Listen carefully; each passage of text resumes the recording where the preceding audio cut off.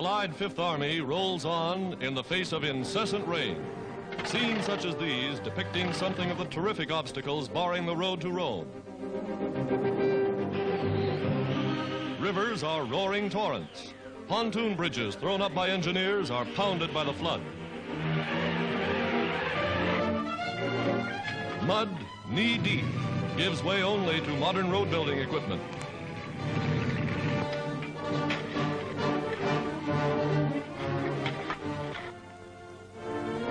A Red Cross worker braves the quagmire to carry freshly baked American donuts to troops bogged down along the roadways.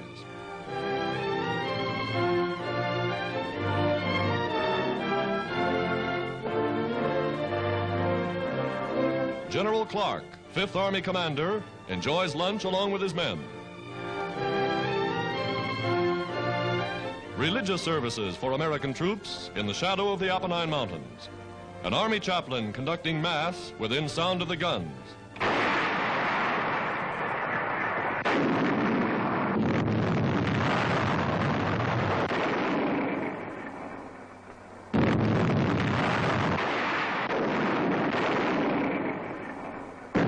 .155s score a direct hit atop Mount Camino, one of the Nazi strong points.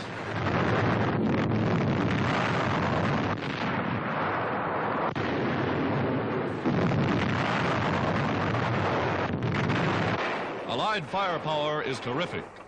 Bazookas, the infantry's new rocket gun, are devastating.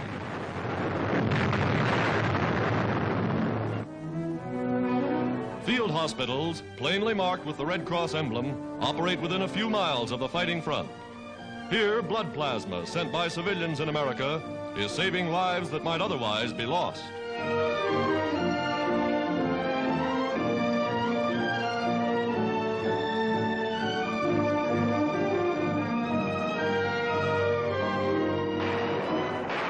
The Allies continue the advance.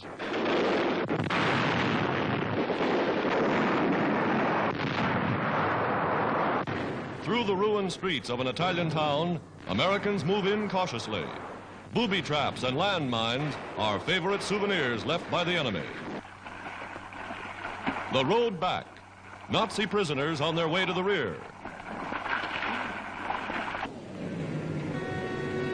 Following closely in the wake of the fighting, ambulance units are tireless in caring for the wounded.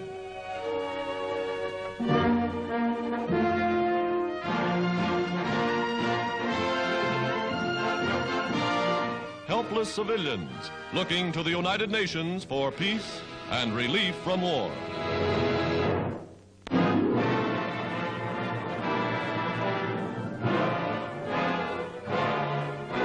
Streaking 90 miles across the South Pacific from bases in New Guinea, American Liberator bombers bound for the Japanese-held island of New Britain. New Britain, between New Guinea and the Solomon Islands, was once a German colony, then an Australian mandate until captured and fortified by the Japs. The Americans' objective, the Arawi Peninsula, 356 tons of high explosive softening up enemy positions in the jungle below.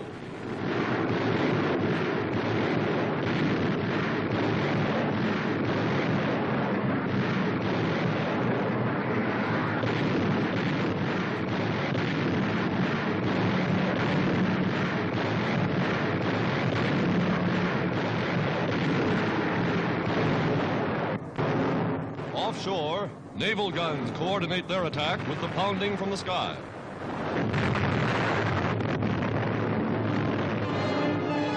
An invasion fleet moves in.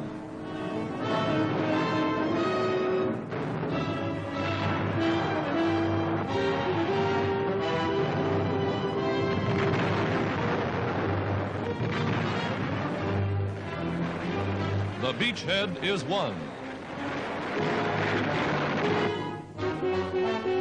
Makin, northernmost of the Gilbert Islands, is another point of attack.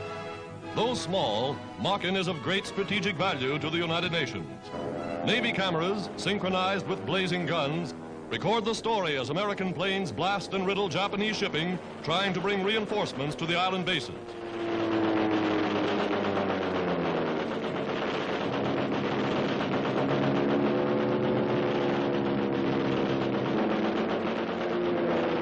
dive bombing the enemy airstrip, Yankee planes brave a hail of anti-aircraft fire.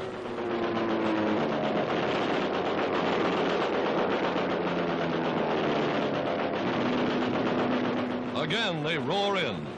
Jap bombers are destroyed on the ground.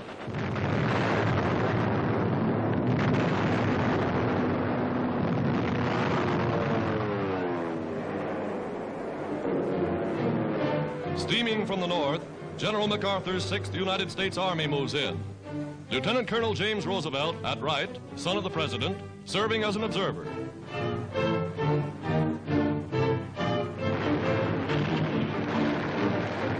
A Japanese bomber is driven off.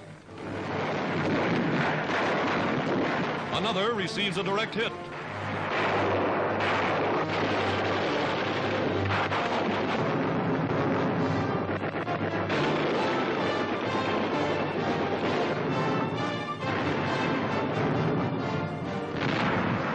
Amphibious forces storm the beach.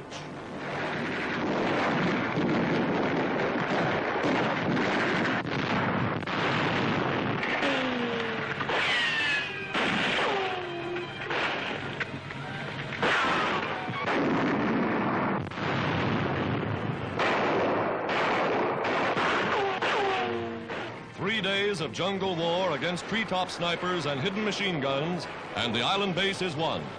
The entire garrison is wiped out. Those who would surrender are taken as prisoners.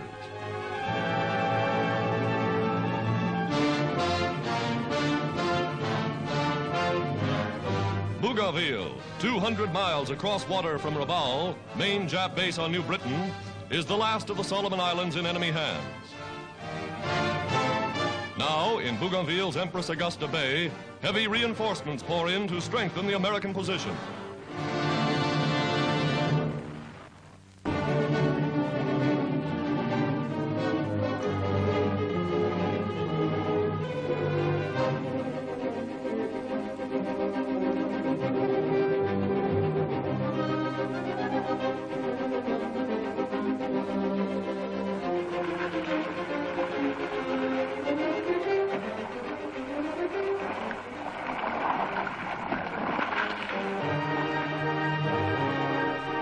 Off the Marshall Islands, a United States carrier task force writes a thrilling epic in this new phase of war in the mid-Pacific.